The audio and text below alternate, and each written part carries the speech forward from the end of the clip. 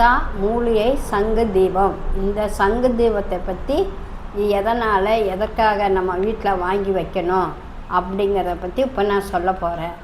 இந்த சங்குடன் உங்களுக்கு 1/2 லிட்டரு எண்ணெயும் ஐஸ்வர்ய திரியும் உங்களுக்கு ஃப்ரீயாக கொடுக்குறோம்.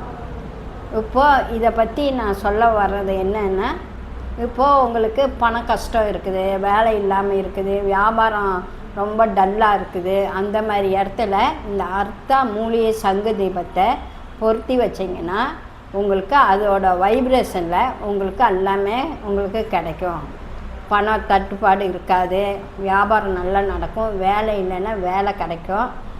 வீட்டில் சண்டை சச்சரவு இருந்தால் அந்த சண்டை அமைதிக்கு வரும்.